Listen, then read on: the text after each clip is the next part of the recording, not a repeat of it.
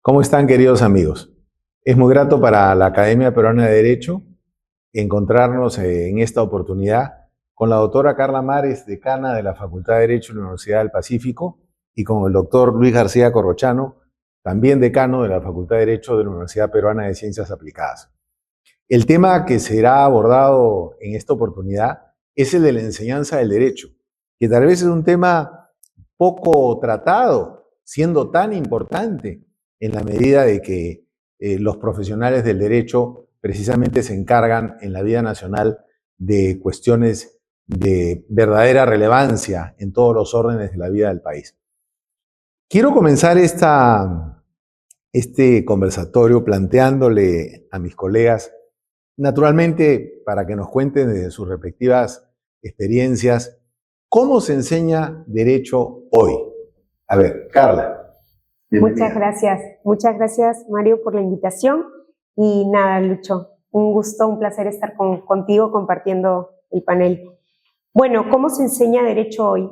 En la Facultad de Derecho de la Universidad del Pacífico, yo creo que como muchas facultades de Derecho, se ha empezado a introducir de manera preeminente el tema de las competencias, el tema de los MOOCs o algo similar a ello, de tal manera que el conocimiento teórico pueda engancharse con el conocimiento práctico y el ejercicio de destrezas o competencias alineadas a lo que puede ser la litigación, la argumentación, la crítica, el análisis, tanto escrito como oral. Yo creo que eso, sumado a todo el tema de la tecnología introducida a las funciones o tareas del abogado, también es otra de las áreas que, por lo menos ya desde hace unos años en la Universidad del Pacífico, se está promoviendo de manera asidua, ¿no? Porque realmente el tema de la tecnología sí está inundando todo el quehacer de las profesiones, pero también la del abogado, que quizás ha sido menos permeable al cambio, pero realmente ahora creo que los estudiantes sí están realmente enfocados en el tema de la tecnología y el derecho como una rama, digamos, prioritaria en su formación. Lucho. Muchas gracias, Mario. Un gusto estar aquí atendiendo esta invitación y un gusto compartir panel con la doctora Carla Mares. A ver, nosotros enfocamos la enseñanza del derecho primero desde un aspecto, un punto de vista integral, es decir, no solo enseñamos derecho o empezamos enseñando solamente derecho. Hay que enseñar todo aquello que, digamos, fortalece las características y las competencias del abogado. El abogado tiene que conocer de historia, y sobre todo la historia de su país. El abogado tiene que conocer el lenguaje para saber expresarse adecuadamente. El abogado tiene que conocer otras cuestiones del entorno que influyen mucho en la conformación del derecho y tiene que empezar a conocer las instituciones jurídicas. Y al hacerlo, tiene que asociarlas también, porque no es una enseñanza puramente teórica, con el día a día, con la vida cotidiana, con el debate público, ¿no? En los temas de carácter constitucional, de derecho civil, de derecho comercial, de derecho administrativo, es decir, lo que día a día se va gestando, no siempre las mejores normas, lamentablemente, pero tiene que tener un espíritu alerta y crítico para lo que va surgiendo. Evidentemente también los inquietan temas como las nuevas tecnologías, por ejemplo. Y esto ya, digamos, lo podemos conversar un poco más adelante para poder abordarlo desde distintos ángulos. Pero es una cosa que los jóvenes lo entienden muy bien en general, ¿no? Y es lo siguiente, que nada de eso que surge como una novedad o como algo realmente nuevo, no puede estar regulado. ¿Por qué? Porque los riesgos de no regular las actividades humanas son muy altos. No en el sentido de prohibir o limitar, sino en el sentido de establecer condiciones de uso y niveles de responsabilidad, por ejemplo. Entonces los chicos rápidamente perciben que ahí hay un campo, un nicho nuevo, ¿no? En la inteligencia artificial, en el, por ejemplo, manejo de fondos transnacionales, en la creación de startups, etcétera, ¿no? Y se dan cuenta y se percatan que el derecho es dinámico con eso y que no es cuestión solamente de leer el Código Civil o remitirse a autores clásicos, que también, porque ahí está la fuente y eso es en lo que hay que insistir siempre, en que no deben dejar de beber en las fuentes clásicas, ¿no? Pero yo creo que empiezan a comprender desde muy pronto ¿no? Que la carrera es una carrera dinámica y en evolución constante, a diferencia probablemente de la idea que se habían formado del derecho y del abogado antes de llegar a las facultades, ¿no? Creo que eso es algo transversal. Y si uno se pusiera a pensar, ¿cómo ha cambiado la enseñanza del derecho de algunas décadas atrás aquí? ¿De qué manera? Bueno, puedo ir hacia atrás a las décadas en las que yo No, era en tu estudiante. caso estás en desventaja porque eres muy joven. Pienso que efectivamente, por ejemplo, el tema de los MOOC ha sido, yo creo, un punto, por lo menos en mi época, realmente no tenían la relevancia y quizá también la difusión que hoy tienen. Creo que hoy hay competencias de litigación en todos los campos y todas las áreas del derecho, cosa que antes, digamos, no había. Y si hablamos de arbitraje, por ejemplo, hoy los MOOC de arbitraje deportivo están súper candentes, están súper de moda, digamos, entre los chicos y hace, por ejemplo, visible que, por ejemplo, en el caso de la Universidad del Pacífico, no, ya vayamos a proponer un curso electivo de derecho deportivo, porque realmente es un área que si los chicos están participando en competencias con tan buenos resultados, porque se han ido a 3 de ellas, las mejores del mundo, y han quedado segundos sin conocer de la materia, digamos, aprendiendo a propósito del caso, creemos que hay un interés bastante vivo por parte de los estudiantes de querer conocer el derecho deportivo. Entonces, yo sí creo que hoy el mundo se ha achicado a todo nivel. Entonces los chicos van de aquí a Madrid, de aquí a Chicago, de aquí a Qatar a concursar, cosa que, digamos, en mi época no era viable. Yo creo que la internacionalización en ese sentido también ha logrado otra dimensión distinta, más allá del intercambio que quizá era, sí, un poco más común que lo hagamos, ¿no? Por semestres o por cuatrimestres a una universidad extranjera. Pero hoy la internacionalización, por ejemplo, a través de estas competencias, me parece un mundo maravilloso en la que ellos toman contacto con estudiantes de todo el mundo y con profesionales de primer nivel de todo el mundo. Y yo siento que eso ha cambiado totalmente el mindset de un estudiante de derecho hoy. O sea, su mundo se ha agrandado, a pesar de que el derecho es local, porque el derecho sigue siendo local en muchos casos. Pero todo el tema de conocer de las regulaciones de fuera, de la forma de argumentar, la litigación, lo que decías, Lucho, ¿no? Efectivamente, un abogado tiene que saber leer y escribir, porque a veces parece algo, digamos, que uno da por default, pero no es así. Leer es comprender, es analizar, es criticar internamente aquello que se está leyendo, y luego redactar también es un arte. Entonces, no es simplemente saber escribir, ¿no? Y yo creo que esto ha cambiado totalmente los parámetros y las expectativas de un estudiante de derecho hoy. Creo que el mundo ya es el espacio natural en la que ellos se piensan para ejercer, para trabajar, desde Perú hacia el mundo o en cualquier parte del mundo, digamos. Y creo que ese es el reto de las facultades de Derecho hoy. Saber que a pesar de que tenemos que mostrar, enseñar una legislación, un marco, un sistema jurídico local, esos chicos están totalmente aptos para irse a cualquier parte del mundo a trabajar. Y el reto es efectivamente darles las competencias necesarias para que ellos puedan brillar aquí o en donde quieran. Se podría decir, Lucho, tal como está expresando Carla, que, digamos, la enseñanza del derecho hoy es mucho más universal de lo que era cuando tú fuiste estudiante o cuando yo lo fui. Definitivamente, y es más activa. La clase magistral ya no es el modelo de enseñanza del día de hoy. Tampoco tenemos a los maestros que tuvimos nosotros, por cierto, valgan verdades. Pero a mí me hace gracia porque los chicos dicen, no, es que hay que leer mucho, profesor. Y claro, tú les presentas 3 tomos de Ripert, ¿no? Y le dices que lean eso y se aterrorizan. Pero si los pones frente a una pantalla, probablemente lean hasta más.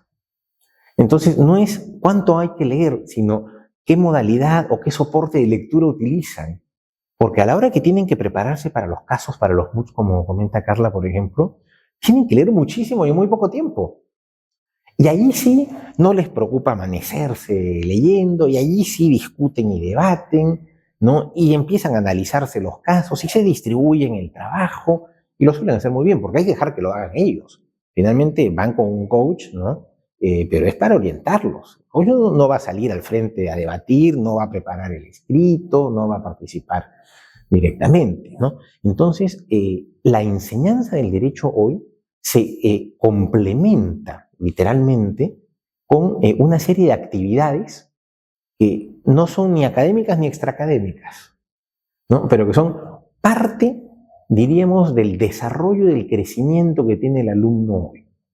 Más que elaborar un escrito como practicante en el estudio, el chico está preparándose para concursar en un concurso X. Arbitraje, digamos, es lo que hoy se ha popularizado más, lo que tiene más concursos, pero tienes lo que mencionaba Carla, el arbitraje deportivo. Nuestros chicos han participado con éxito en un MUT de Derecho Aéreo y Aeroespacial, que se desarrolla además en inglés, que tiene retos un poco más complejos, porque tienen que utilizar no solamente normas, sino convenios, que implican que el alumno hoy día, por ejemplo, con cierta rapidez, cambie, ¿no? El modelo de comprensión del derecho público al derecho privado, del derecho interno al derecho internacional, y que sepa exactamente en qué tiene que pensar en cada momento. ¿Por qué? Porque esto se integra en el arbitraje, en los concursos internacionales, tienen que ver leyes, tienen que ver convenios, tienen que ver tratados, tienen que ver declaraciones. Entonces, hoy en día el alumno está más sensibilizado en algunos aspectos, ¿no? Y claro, prefiere este tipo de enseñanza, aprendizaje dinámico que la enseñanza magistral que nosotros tuvimos. Por cierto, no existía la posibilidad de viajar a un concurso porque ni siquiera existían los concursos, para comenzar, ¿no?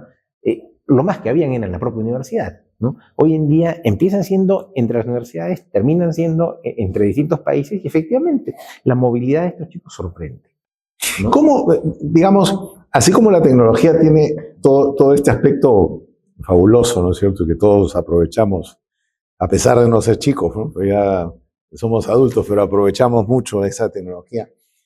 ¿De qué manera impacta, creen ustedes, en los estudiantes el lado mundano de la tecnología? O sea, aquellos instrumentos, aquellas plataformas que son usadas en general por todos, especialmente por los más jóvenes, que no son precisamente plataformas de aprendizaje, sino de, no sé si decir embrutecimiento, sino de distracción solamente, ¿no? A ver si comprendí bien un poco la pregunta. Es cómo es que los estudiantes... Por ejemplo, o sea, hoy, cuando alguien ve un TikTok o un video corto en internet, te tienen que avisar en el video corto que te esperes hasta el final, dura 9 segundos. Te dice, espere el final, que es muy gracioso, ¿no es cierto? O algo parecido. Porque 9 segundos es mucho. ¿Me explico? Sí. O sea, ¿de qué manera esa necesidad, digamos, de tener todo de inmediato, choca o no choca con la profundidad que requieren los estudios académicos? Sí, te entendí perfecto, gracias. Creo que lo que comentaba Lucho, ¿no? Al inicio de su intervención, en la primera parte de este conversatorio, claro, nosotros, al igual que en la UPC, tenemos unos cursos base que son los cursos CIOP, le llamamos, ¿no? Y son unos cursos obligatorios para todas las carreras, que sería lo que en mi época fue estudios generales, o quizá que ustedes también los tuvieron bajo ese formato de estudios generales, y son transversales y buscan una formación, bueno, holística, humanística, o, bueno, digamos, integral, ¿no?, del estudiante en distintas áreas de conocimiento: filosofía, historia, cosmología, lenguaje, historia, literatura, en fin, todo lo que nosotros también hemos llevado bajo ese formato.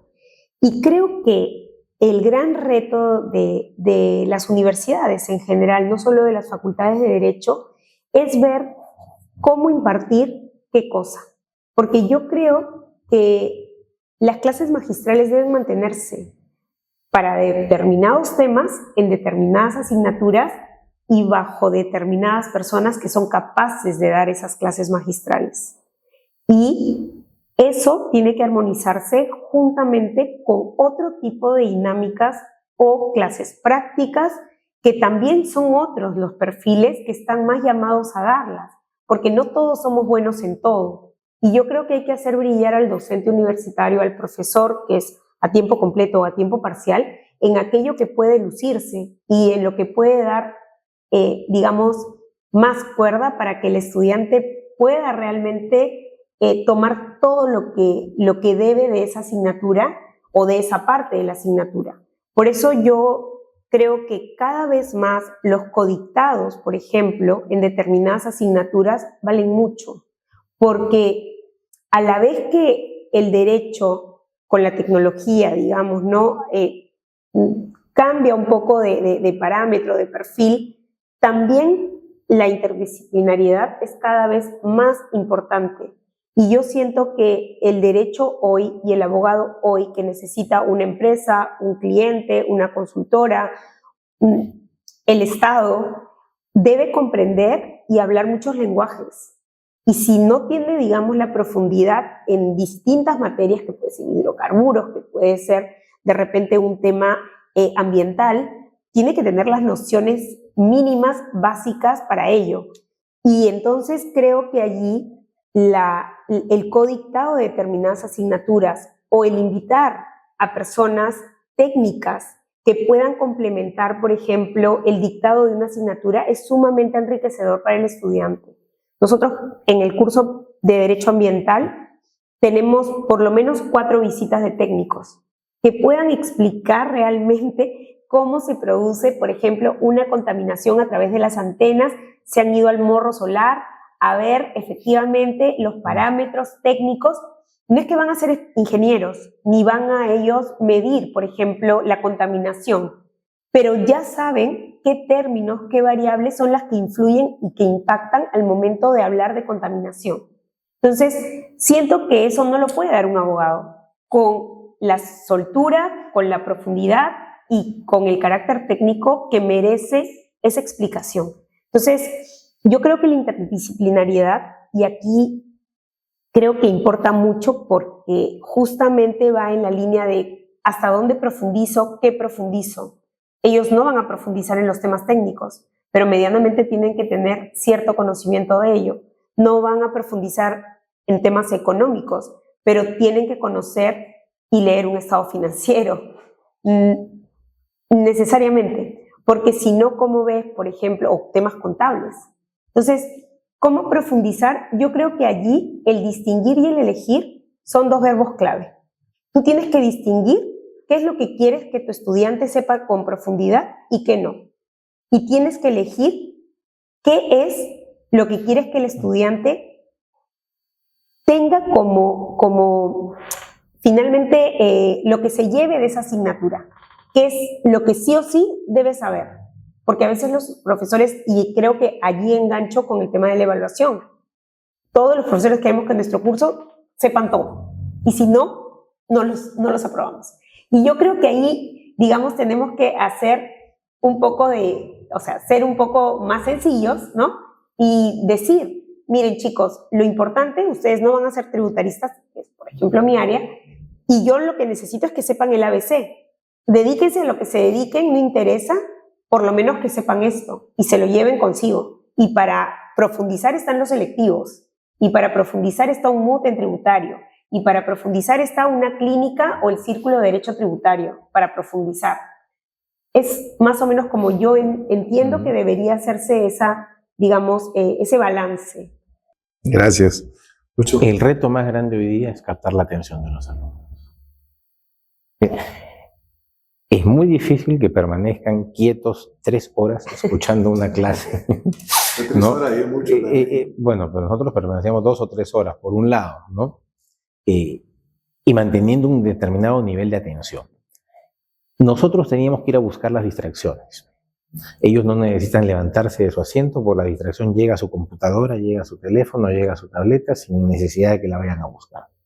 Compites hoy día con demasiados estímulos, ¿no?, que se los van a llevar hacia otra cosa, desde escuchar un TikTok, ver un video corto, escuchar una canción, las últimas noticias, el flash, ¿no?, las noticias deportivas, que obviamente las atrae muchísimo. Entonces, el gran reto hoy día es lograr captar la atención de los alumnos. Y una vez que captas la atención, efectivamente, como dice Carla, ahí hay que saber hacia dónde dirigirla, ¿correcto? Porque sabes que esa atención, además, es, digamos, relativamente efímera. Tienes que llegar con el mensaje preciso, ¿no? Y el mensaje preciso no puede ser, ¿no?, memorizar medio libro del Código Civil, ¿no? Para comenzar, los jóvenes hoy día, y con toda razón te dirán, ellos pueden leer tal o cual norma, pero no necesitan aprendérsela porque la tienen a un clic de distancia. Y efectivamente, ¿para qué van a gastar, ¿no?, su capacidad mnemotécnica en aprenderse algo que lo pueden? Lo que interesa es que la entiendan. Lo importante es que sepan interpretarla, ¿correcto? Es decir, lo esencial es ya no darle tanto los contenidos normativos como los criterios para poder determinar, ¿no?, cómo analizar o cómo utilizar esos contenidos normativos. Y ese es un aspecto fundamental, ¿no? Es decir, hay que introducir mucho más el criterio jurídico, la sensibilidad jurídica que la norma misma. Porque además la norma va a cambiar. Pero lo que no debería cambiar es la capacidad y el criterio de conocer las instituciones, el porqué de las instituciones, el manejo de las instituciones, el desarrollo de las instituciones o el proceso. Entonces, hay que ir hacia lo esencial, pero con un abordaje distinto.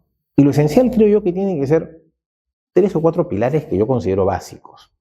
El primero, porque si no los formas en eso y no entienden eso, no hay abogados, es derecho civil. Tienen que tener clarísimo toda la matriz del derecho civil, porque eso les va a enseñar a razonar jurídicamente en general. Por más que sea solo derecho privado, eso les va a permitir traspolarlo a muchos otros criterios.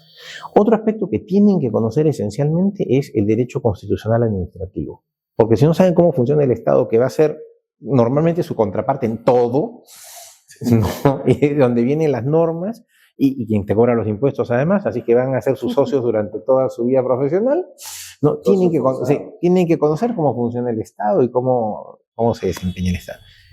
Tienen que conocer las bases esenciales de los procesos.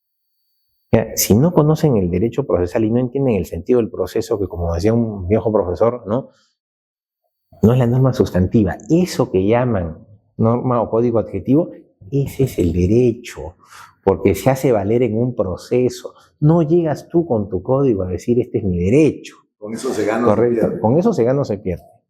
Y hoy en día, el abogado que no conoce el derecho internacional público y privado está muy limitado. Para darle esa universalidad que queremos y que ellos buscan, y esa facilidad de decir, derecho también es una carrera con la que yo me puedo ir por el mundo a ejercer, tienen que conocer las bases del derecho internacional público y privado, porque eso ha permeado al día de hoy todo el derecho. No hay ningún tema del derecho en el que me digas que no existe un convenio o un tratado internacional que lo aborde de alguna manera. Entonces, si tú pones las 4 patas de la mesa bien puestas, yo creo que vas a tener el tablero muy bien nivelado. Y le vas a dar la facilidad de permitirles ser abogados aquí y en cualquier parte. Que además es lo que ellos buscan. Totalmente. ¿No? Porque la inquietud principal, y a veces te lo dicen, es, pero es que si estudio derecho me tengo que quedar a trabajar aquí. Y cuando le dices, no, porque no son las leyes las que tienes que aprenderte, sino los criterios de interpretación y aplicación de las normas, y te pueden servir aquí y en cualquier parte, entonces se abre para ellos un mundo distinto. ¿No? Ahora, si yo les pidiera salir de las facultades en las cuales ustedes, digamos, son decanos, sino hablar en términos generales, ¿cuáles creen que son los principales problemas de la enseñanza del derecho en el Perú? Los profesores. Yo siento que la proliferación de universidades que hay en el Perú hoy en día me parece que son 93 las licenciadas, por si no hay duda a la fecha. Creo que más de 50 tienen facultades de Derecho, porque poner Derecho es muy sencillo. Colocas simplemente libros, o sea, y eso. Ahora, nada, ni siquiera libros, creo. Entonces, realmente necesitas simplemente un aula y unas mesas. Para hacer Derecho no necesitas más. Con lo cual, siento que la pieza clave es el profesor. Y creo que la deficiencia que se tiene en muchas facultades de Derecho es la falta de profesores idóneos, realmente adecuados, no solo por el tema técnico del conocimiento, sino sobre todo por el tema ético, el tema de integridad.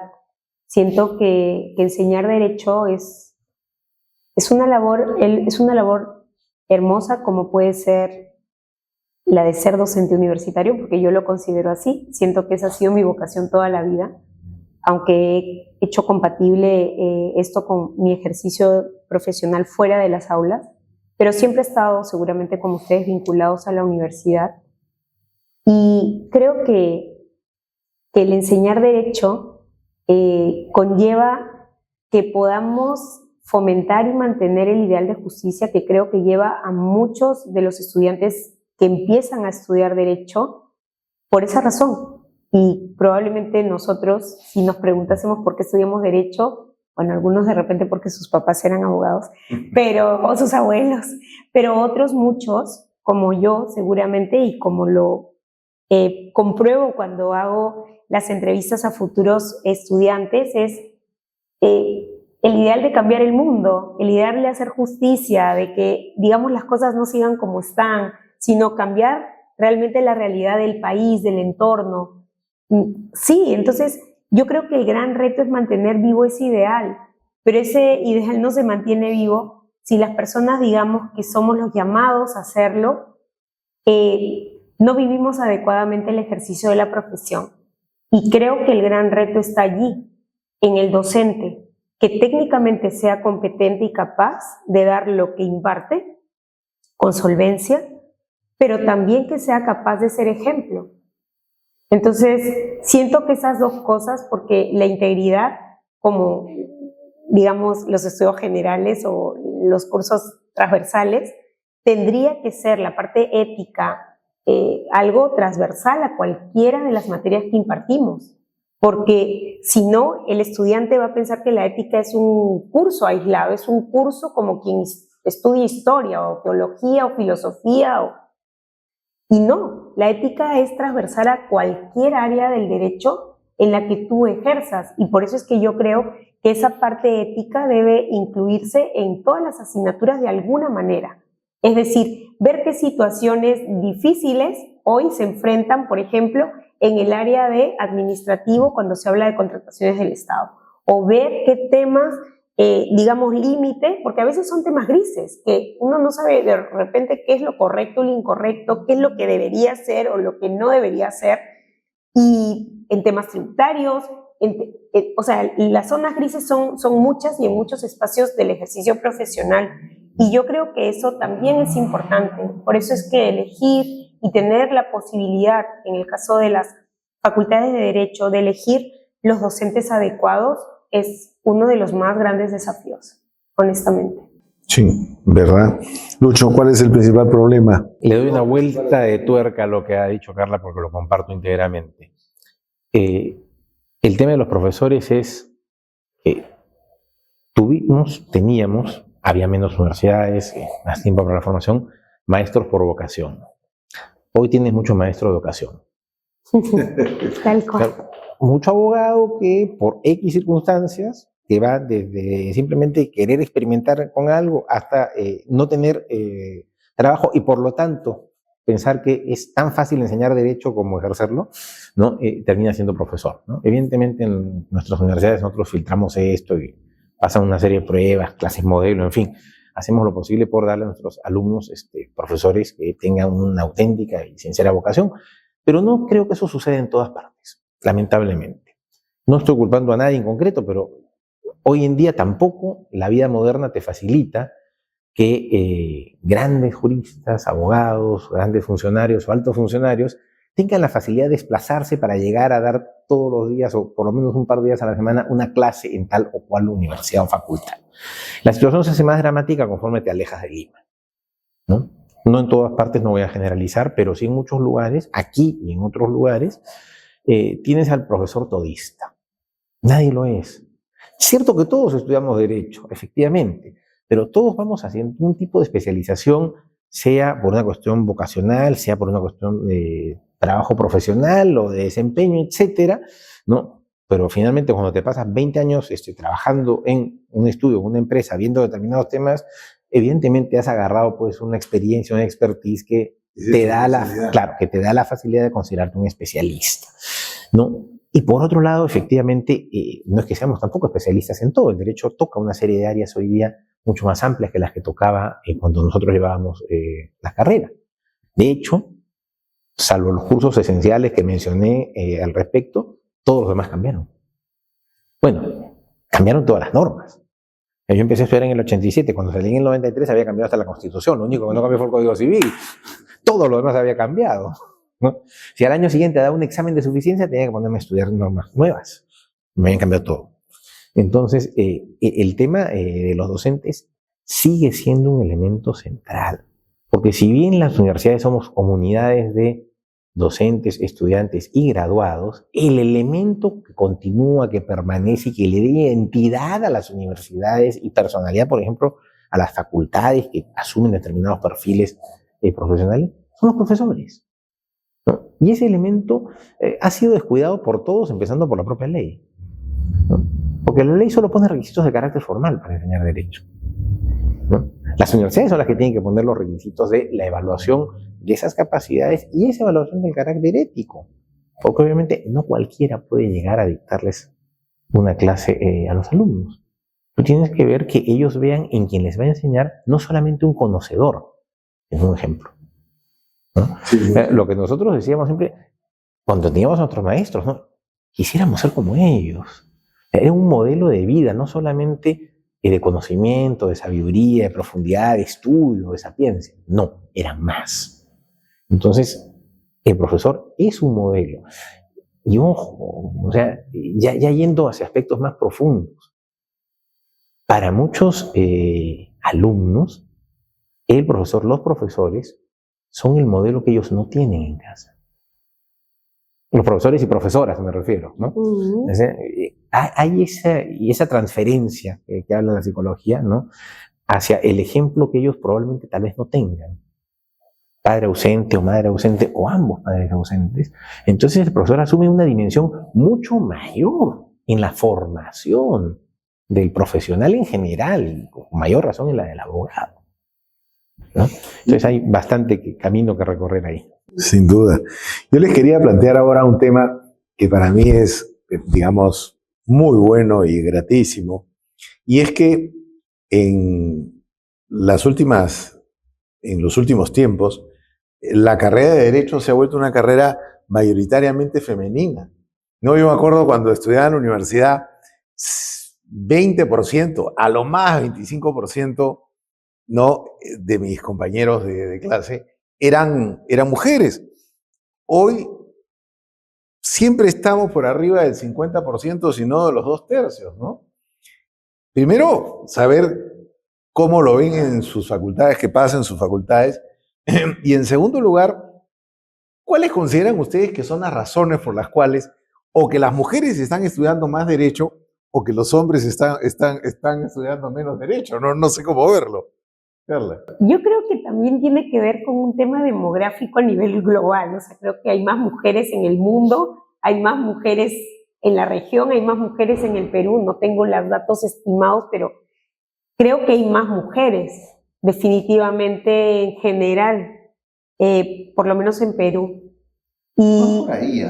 Pero sí un poco más. Es un 0 punto algo, ¿ah? ¿Sí? Sí. Bueno, yo estuve viendo justo ese tema a nivel de las universidades en Perú, y la población universitaria femenina es mayor que la masculina en toda digamos, la población universitaria en general.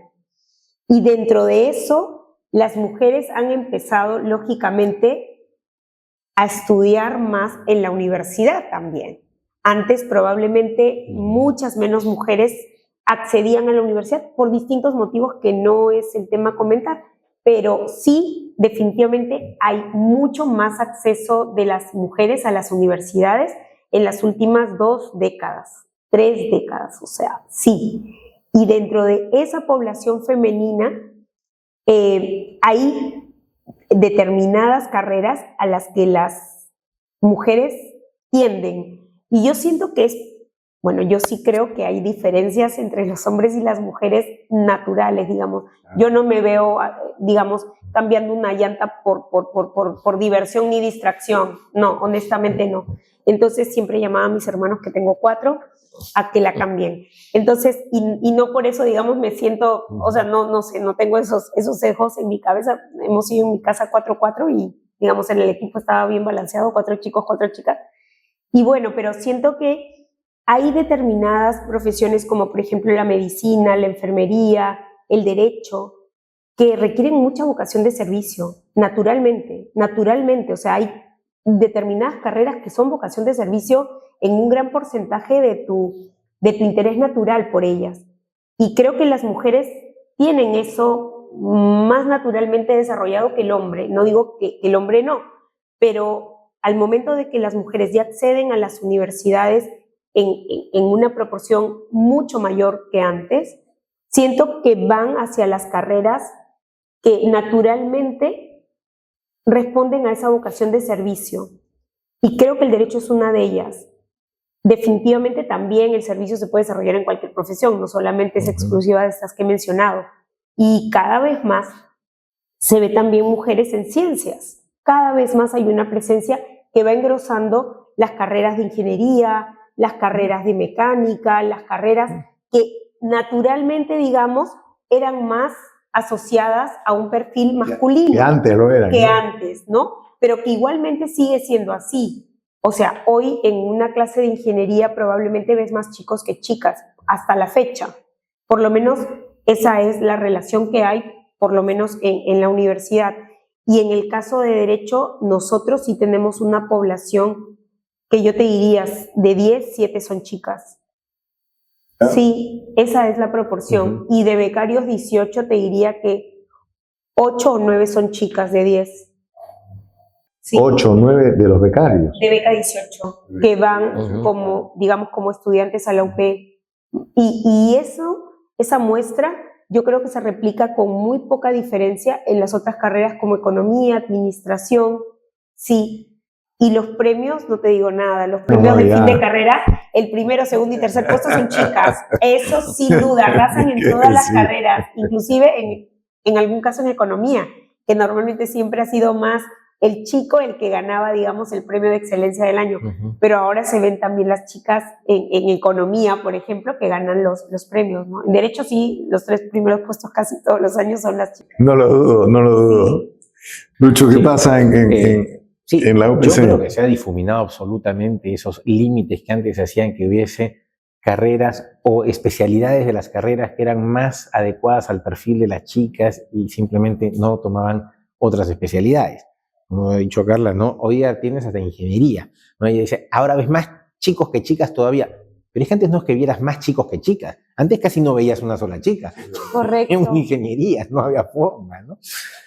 Y en derecho ha pasado otro tanto. No solamente ha aumentado la cantidad de alumnas respecto a de alumnos, sino que ya no hay un área del derecho en el que no haya mujeres destacadas. Habían 2 áreas que eran casi reservadas para hombres porque venían a ser, no sé, algo así como la mecánica o la parte dura del derecho, ¿no? Que era laboral y penal, ¿no? Bueno, hoy día ves excelentes penalistas y muy buenas laboralistas, no hoy día, hace mucho tiempo ya las estás viendo, ¿no? Entonces, no hay un área del derecho ya al que la mujer no haya entrado y haya entrado irrumpiendo y marcando pues, una presencia que la distingue, ¿no? Mi experiencia, siempre eran las más ordenadas. Siempre eran las que se sentaban en las primeras filas, las más atentas, las que llevaban los mejores cuadernos y los mejores apuntes.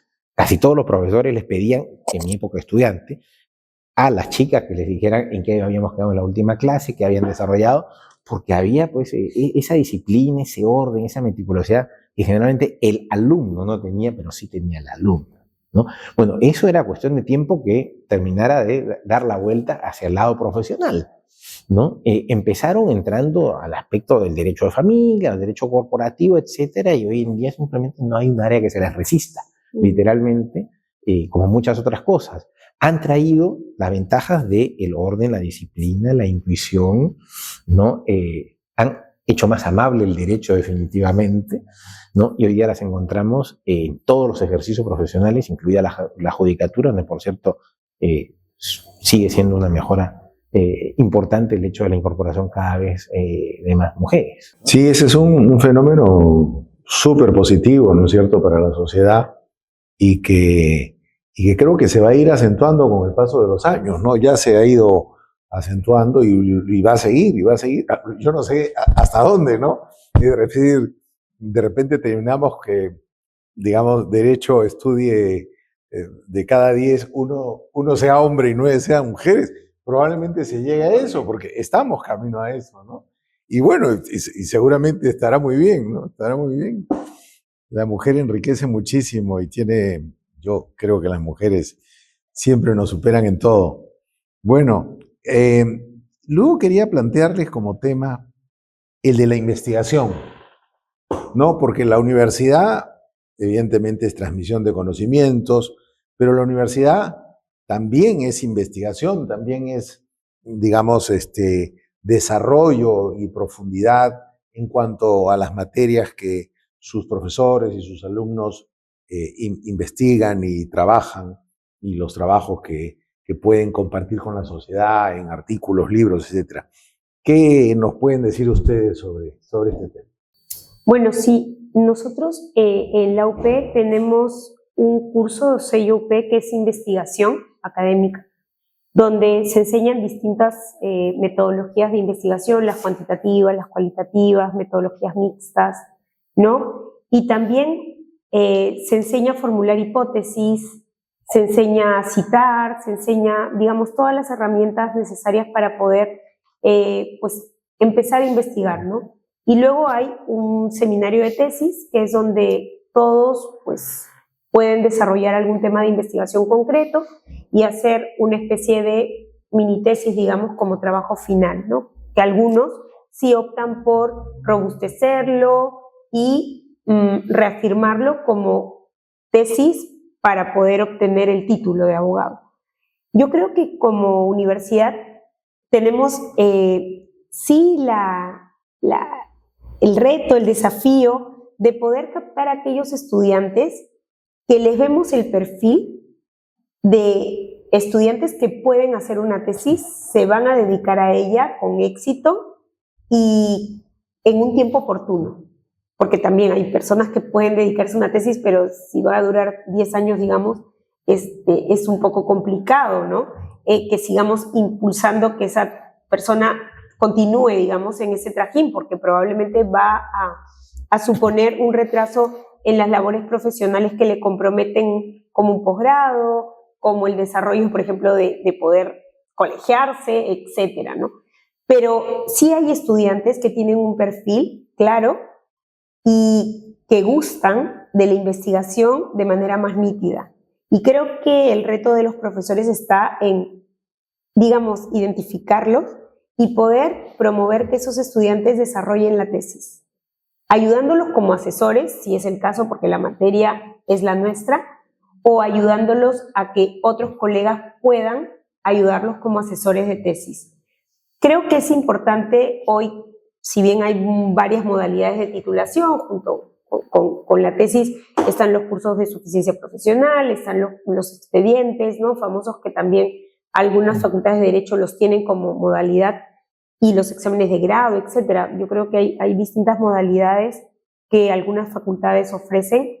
Creo que la tesis no puede dejar de ser, digamos, un brillante dentro de todos estos modos de titulación que hay.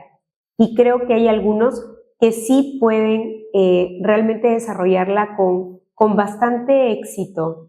Por lo tanto, el trabajo de investigación en la universidad, creo que para el docente y para el alumno a través de la tesis se puede fortalecer de manera magnífica, porque el profesor que asesora una tesis también estudia y se involucra en el tema de investigación de una manera que le permite también a él mismo poder postular con los estudiantes hipótesis interesantes y cuestiones del derecho que son relevantes en la actualidad, porque creo que el tema de la investigación puede colaborar mucho en lo que es el alimento que tiene el estudiante para poder nutrirse de conocimientos.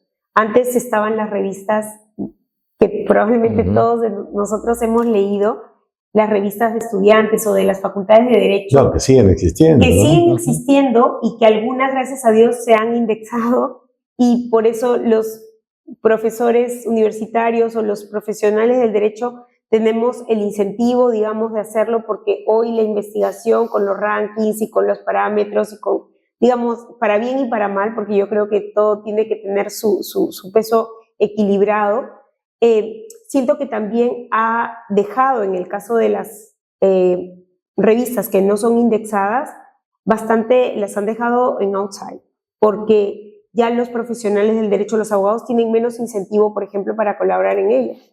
Porque si el tiempo es limitado y si yo voy a escribir un artículo y no me puntúa para distintas fines en la universidad para lo que necesito, pues entonces ya no tengo tiempo para poder colaborar en otros espacios que no me puntúan, ¿no? Entonces, siento que la investigación, hay que volver a los básicos, siento. O sea, yo creo que la investigación hoy por hoy se ha profesionalizado tanto al nivel de los estándares mundiales o de rankings internacionales, etcétera, pero que a la vez ha dejado la capacidad de investigar en lo que naturalmente uno quiere, porque claro, también hay que ver si el tema que tú estés investigando le interesa a la revista. Si no le interesa a la revista, simplemente no te va a publicar. Y eso, digamos, es un círculo que a veces puede tornarse ciertamente vicioso. Por eso es que creo que hay que ver el punto justo en esto, y en el caso del derecho más aún, porque el derecho, volviendo al tema anterior, normalmente es local, y de lo que tú puedes aportar o en lo que tú puedes aportar, muchas veces son cuestiones que buscan solucionar un problema a nivel local, y que una universidad o una revista de una universidad extranjera o una revista internacional no te lo va a publicar, porque para ella no tiene ningún valor que tú le estés hablando de ese problema que es local. Probablemente no. Entonces, siento que también te conduce eso a que tú varíes tus intereses naturales de investigación hacia aquellos que son de interés al que te va a publicar. Entonces, yo lo he dicho rápido y quizá mal, pero he dicho muchos temas que he combinado, pero que siento que el tema de la tesis a través de la universidad con profesores, alumnos, es un magnífico espacio. El tema de trabajos de investigación o temas de investigación o áreas de investigación que tienen los docentes universitarios deberían volver a la natural tendencia que cada uno tiene por determinados temas, interrogantes que tiene para solucionar cuestiones que son de su día a día, porque el ejercicio profesional se los plantea, porque el entorno político, social, jurídico te lo plantea, y más allá de que pueda ser, digamos, deseable o no por una revista a la que tú quieres y aspiras publicar, porque hay muchos estándares que creo que son muy buenos, pero que hay que ajustarlos al derecho, porque se aplican muy bien a ciencias exactas, o a ciencias naturales, o a ciencias médicas, porque, digamos, pueden ser más transversales y son más universales, pero en temas de derecho creo yo que las mediciones, las variables con las que te miden hoy, deben ajustarse un poco para poder recoger la investigación a través del derecho. Y eso va desde los métodos, ojo, porque, por ejemplo, muchas revistas hoy te piden métodos cuantitativos para investigar, y normalmente el abogado siempre ha ido más hacia métodos cualitativos. Entonces tienes que ponerle una variable que, digamos, o no lo necesita tu tema, o no lo sabes ni siquiera abordar de esa manera. Entonces, sí siento que hay algunas cosas que deben ajustarse para que el abogado realmente pueda investigar como antes, con las mejoras de hoy, pero sin perder la esencia de lo que realmente es el foco de interés y los temas que debe tratar. No, muchas gracias. Yo me pregunto, Lucho, en esa línea de la investigación, digamos, antes yo me acuerdo cuando estudiaba, o sea, cuando era obligatoria la tesis para ser bachiller, para obtener el bachillerato, prácticamente, digamos, la mitad de mis compañeros podría haber publicado su tesis y era un libro. O sea, ya ni siquiera estamos hablando de un artículo de revista, estamos hablando de un libro, ¿no? Entonces, al no existir la obligatoriedad, digamos, de hacer una tesis como una de las vías para obtener el título, en buena cuenta se está haciendo que personas que podrían tener una natural vocación por la investigación nunca puedan desarrollar una investigación en serio. Es que se va por el lado siempre engañoso de lo que le hace más fácil la vida a la mayoría. Y a la mayoría la vida se le hace más fácil no escribiendo o haciendo una investigación. Nosotros damos cursos de investigación, y no solamente uno, 2, 3 cursos de investigación. Enseñamos las técnicas efectivamente de investigación y las técnicas de redacción, pero está por medio del interés por investigar. Si no has suscitado, si no has fomentado en los distintos cursos, en las materias, ese interés por investigar y por conocer, es decir, que el alumno no solamente termina el curso habiendo leído la bibliografía del curso, sino que esté motivado para leer algo más. Cuando el chico viene y te dice que quiere leer algo más, sientes que de alguna manera has hecho bien el trabajo de la enseñanza, ¿correcto? Porque no se está quedando en lo necesario para aprobar el curso, lo necesario para tener los conocimientos mínimos del curso, ¿no? Entonces, hay muchos aspectos que hay que ver en el tema de la investigación y el fomento de la investigación, más que de las técnicas del fomento de la investigación. Porque teníamos periódicos murales, hoy ya no veo ya periódicos murales casi, en las universidades en general, pero nosotros publicamos, los primeros artículos eran para periódico mural, eran de una carilla o dos y se escribían a máquina, no eran investigaciones sesudas, probablemente no tenían ninguna nota, pero al menos sí tenían un par de comillas, cuando decía fulano de tal dice tal cosa, ¿correcto? Aunque abordaras un tema que dices, no, pero ¿cómo vas a abordar eso en 2 páginas? Si da para un libro. Pero lo que da para un libro da para 2 páginas, definitivamente. No todo lo que da para 2 páginas da para libro. No, teníamos los boletines y revistas universitarias, con un nivel probablemente menor de exigencia, pero que constituían un estímulo adecuado para la investigación. Teníamos el tema de la tesis, que no era poca cosa y que para muchos se convirtió durante mucho tiempo en una barrera de salida.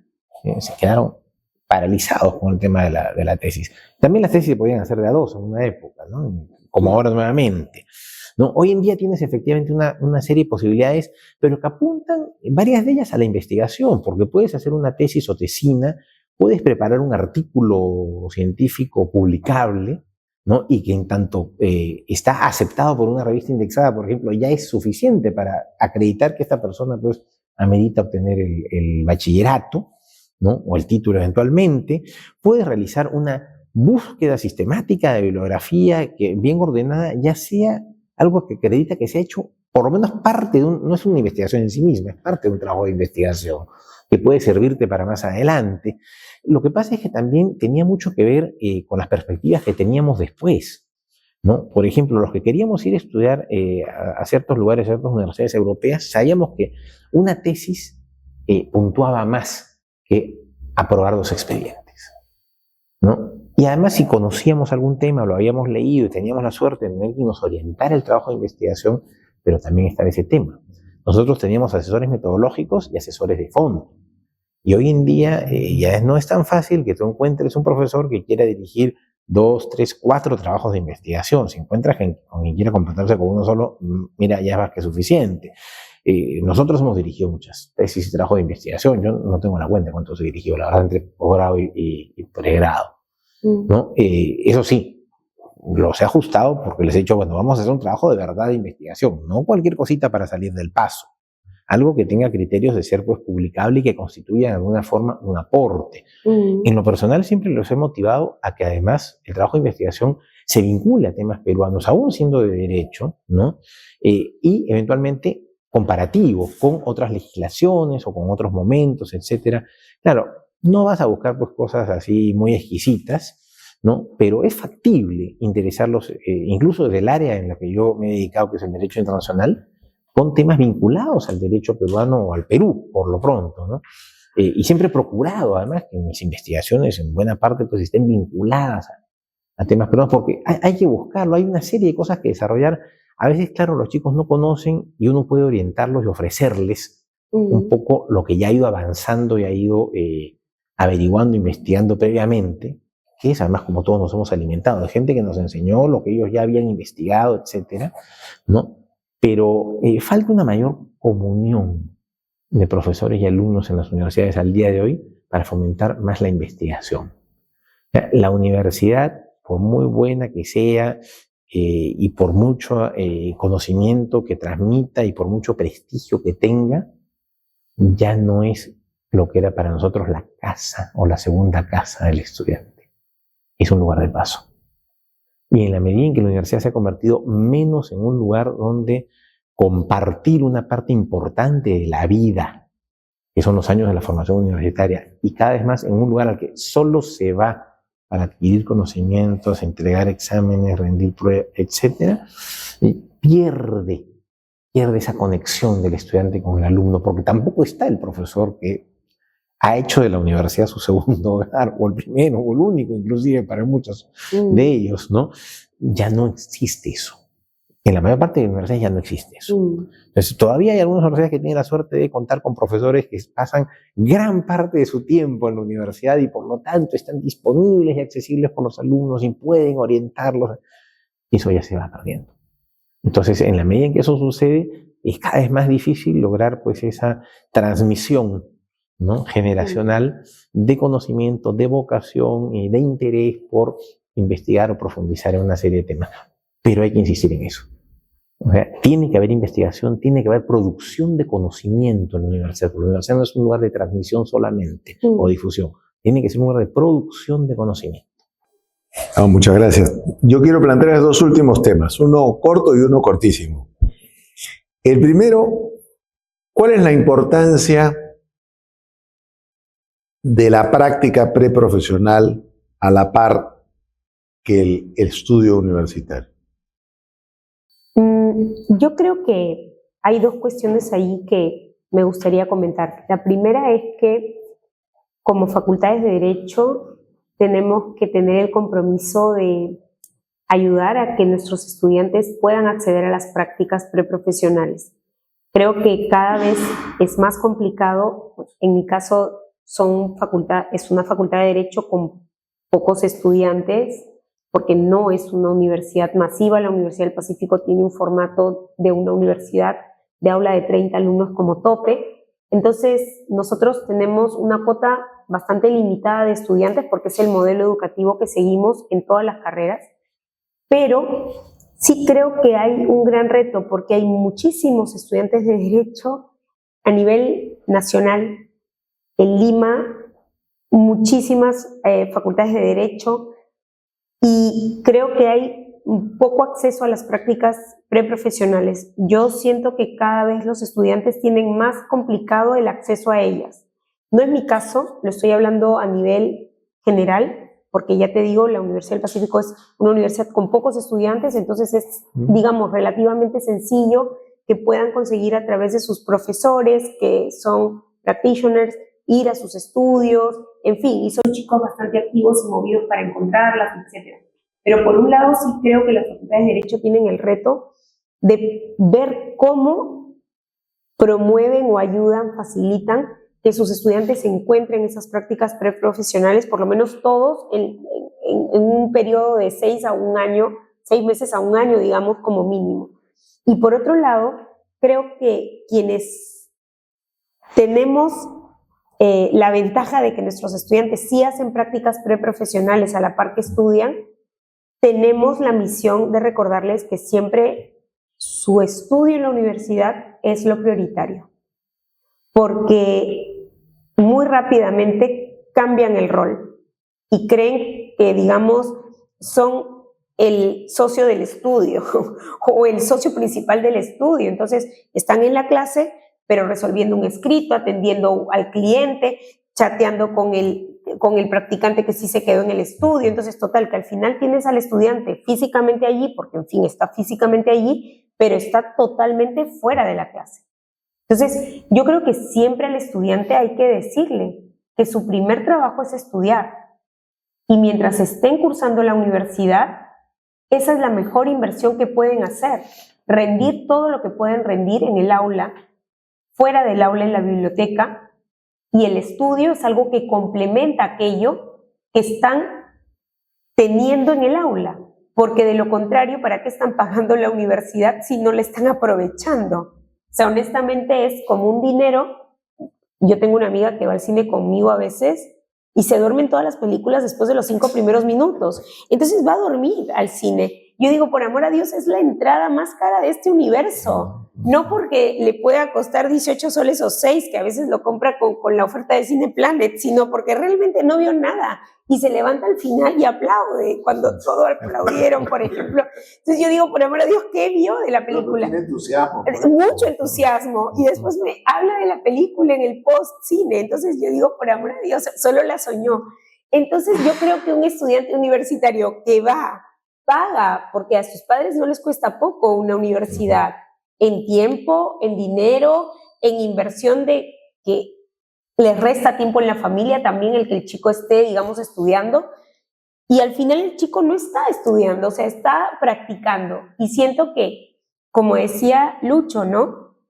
Tú vas a la universidad no para aprender una serie de cosas o qué dice el artículo número tal del código tal, sino para aprender de instituciones, para aprender una lógica, para aprender un razonamiento jurídico, un lenguaje jurídico. Entonces, y eso es el día a día, en cualquier momento de la clase, y te lo perdiste. Y no te lo van a enseñar en el estudio, ojo. En el estudio van a entender que tú ya lo sabes, o van a presumir que tú lo tienes que saber. Entonces, sí creo que hay ese doble reto, ¿no? Que lo he enfocado, digamos, desde dos ángulos diferentes, porque creo que son dos problemáticas importantes y creo que sí tenemos un desafío ahí. Lucho. Sí, definitivamente. La práctica tiene un papel complementario, pero es que efectivamente no se pueden invertir los papeles, por un lado, ¿no? A veces los chicos se entusiasman, ¿por qué? Porque además la práctica tiene un pago y claro, eso los hace sentirse ya cuasi profesionales. Pero la misión de la universidad no es abaratarle los costos a los estudios, proveyéndolos de practicantes que hacen un trabajo semiprofesional o cuasi profesional a menos precio que el que le va a hacer el profesional. Se lo suelo decir, ¿no? Se lo digo a los estudios directamente, ¿no? También es cierto que en esta inversión de papeles los chicos tienen el dilema del tiempo, ¿no? ¿A qué le dedico más tiempo? ¿A la universidad o a la práctica? ¿No? Entonces le digo, mira, es muy sencillo. Le tienes que dedicar más tiempo a quien te va a dar el título profesional. ¿La empresa, el estudio, te va a dar el título profesional? No, te lo damos nosotros. Por lo tanto, tienes que dedicar más tiempo a la universidad. Simplemente, ¿no? Pero que es necesario la práctica, es necesaria.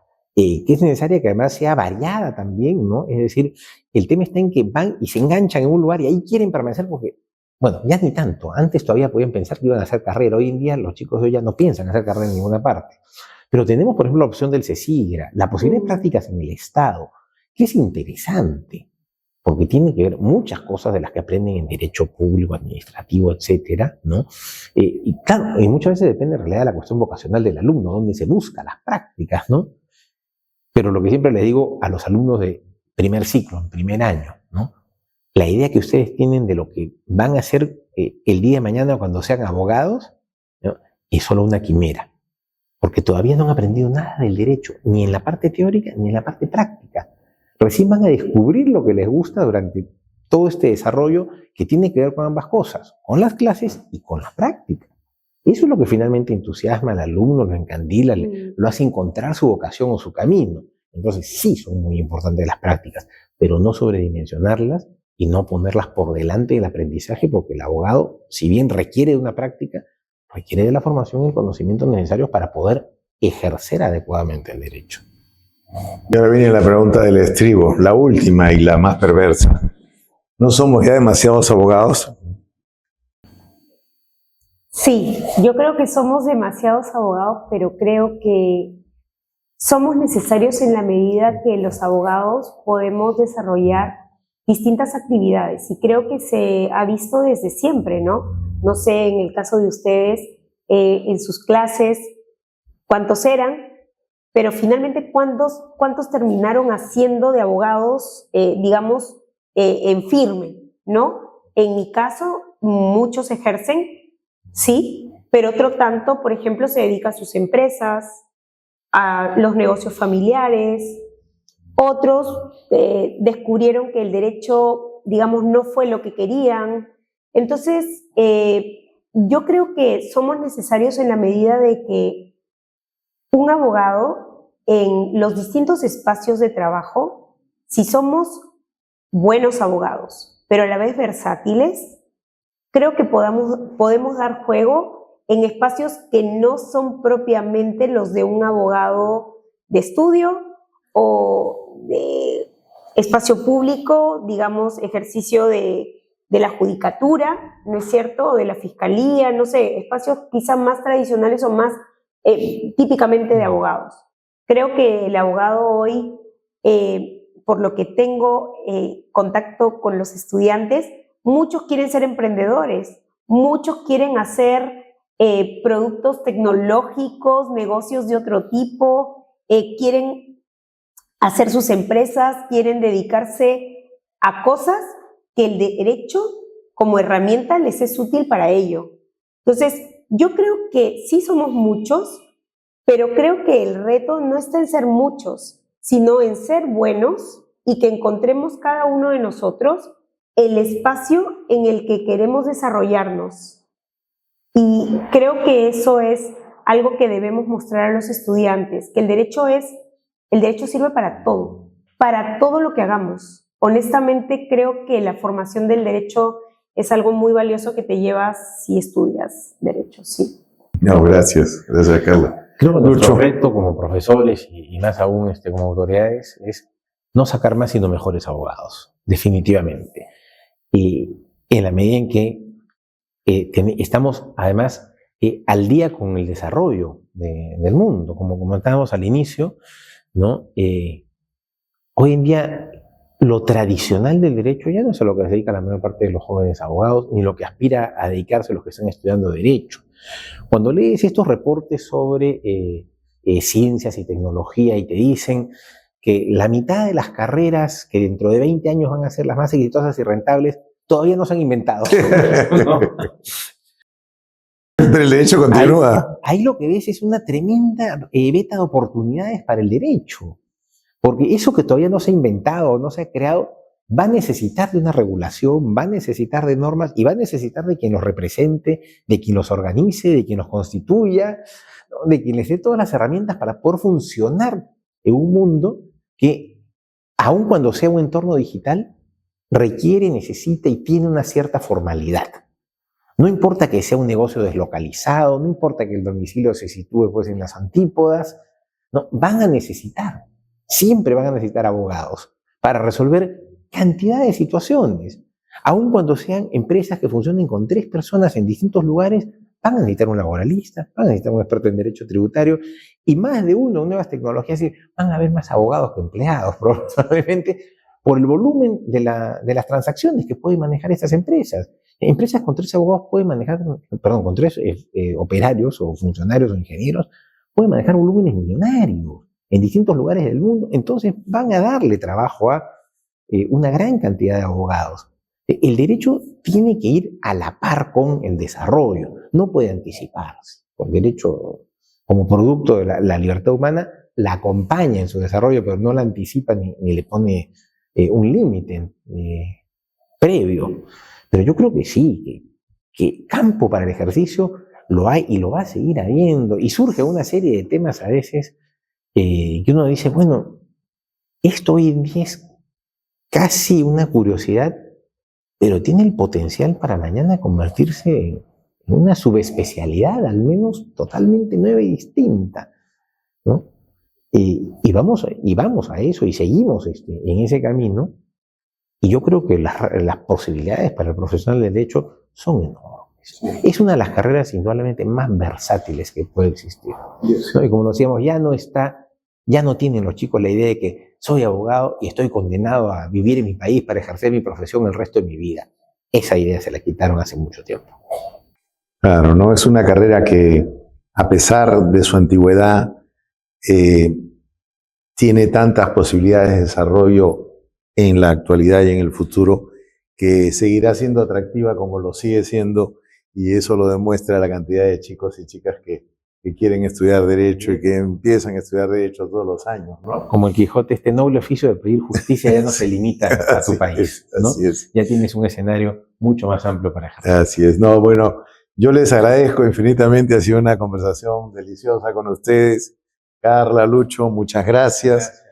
A nombre de la Academia Peruana de Derecho, muy agradecidos, y esperamos que nuestros amigos también hayan disfrutado esta magnífica conversación con nuestros amigos. Hasta luego.